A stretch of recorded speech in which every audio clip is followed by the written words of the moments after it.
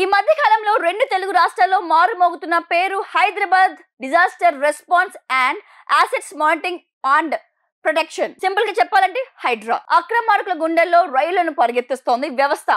చెరువులు, కుంటలను కబ్జా చేసి కట్టిన భారీ బిల్డింగ్లు, అపార్ట్మెంట్లను సైతం నేలమట్టం చేస్తోంది. హైదరాబాద్, సికింద్రాబాద్ లో అక్రమాలకు గురైన చెరువులకు పరిరక్షించడం, వాటిలో వెలిసిన అక్రమ కట్టడాలను కూల్చివేయడానికి ప్రత్యేకంగా హైడ్రా వ్యవస్థను తెర మీదకు తీసుకొచ్చింది తెలంగాణ ప్రభుత్వం. అదనంగా 3000 మంది సిబ్బందిని దీని కేటాయించింది. మిరాలం, బాంబ్రుక్, ఉద్దౌలా వంటి చెరువులు, వాటి ఎఫ్టీఎల్ పరిధి, బఫర్ జోన్ అధిగమించి నిర్మించిన పలు భవనాలు, అపార్ట్మెంట్లను ఇప్పటికీ కూల్చివేశారు అధికారులు.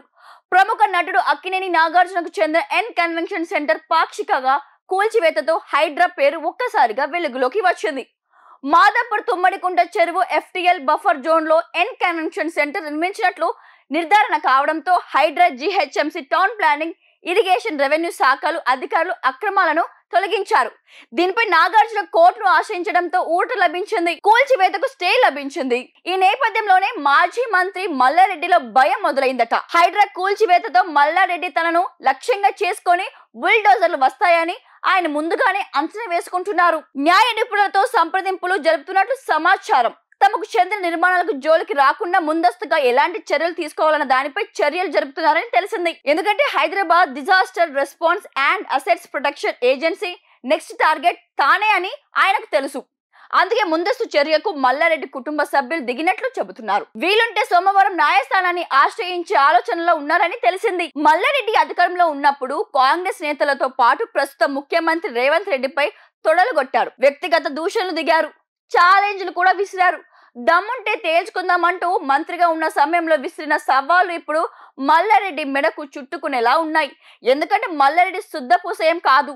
ఆయన నిర్మాణాలన్నీ అక్రమణాలే. ప్రభుత్వం మారిన వెంటనే ఆయనపై ఎన్నో ఫిర్యాదులు కూడా అందాయి. తమ భూములను ఆక్రమించుకున్నారని కొందరు, తక్కువ ధరకు తమ వద్ద నుంచి భూమిని కొనుగోలు చేసి తమను చీటింగ్ చేశారంటూ ఇలా అనేక రకాలుగా ఫిర్యాదులు పోలీస్ స్టేషన్ లో పెండింగ్ లో ఉన్నాయి. ప్రధానంగా మల్లారెడ్డి చెరువులు, నాలలను ఆక్రమించి ఆసుపత్రులు పాటు కళాశాలలు, యూనివర్సిటీలను నిర్మించారని కూడా తాజాగా ఫిర్యాదులు అందింది.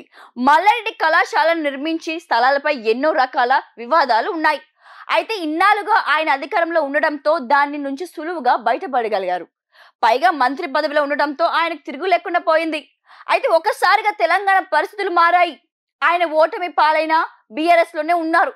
మల్లారెడ్డి తిట్టిపోసిన రేవంత్ రెడ్డి ఇప్పుడు ముఖ్యమంత్రి స్థానంలో ఉన్నారు. ఇదొక కారణం చాలదు, బుల్డోజర్ బయలుదేరడానికి అంటూ పెద్ద ఎత్తున ప్రచారం కూడా జరుగుతోంది. మల్లారెడ్డి గత కొద్ది రోజుల నుంచి మౌనంగానే ఉంటున్నారు. హైడ్రా కూల్చివేతలో నగరంలో మొదలు పెట్టడంతో కొత్త అలజడిలతో ఉన్నట్టు తెలుస్తోంది. అయితే విద్యా సంస్థలు, ఆసుపత్రులు కాబట్టి వాటి జోలికి రారులే అన్న ధీమాలో ఉన్నారు. కాంగ్రెస్ అధికారంలోకి వచ్చిన తొలి నాళ్లలో మల్లారెడ్డి కళాశాలలోని కొన్ని అక్రమ నిర్మాణాలను కూల్చివేశారు. ఇప్పుడు పక్కా ఆధారాలతో హైడ్రాకు ఫిర్యాదులు కూడా అందడంతో మల్లారెడ్డి కుటుంబ సభ్యులు కూడా ఆందోళన చెందుతున్నారు.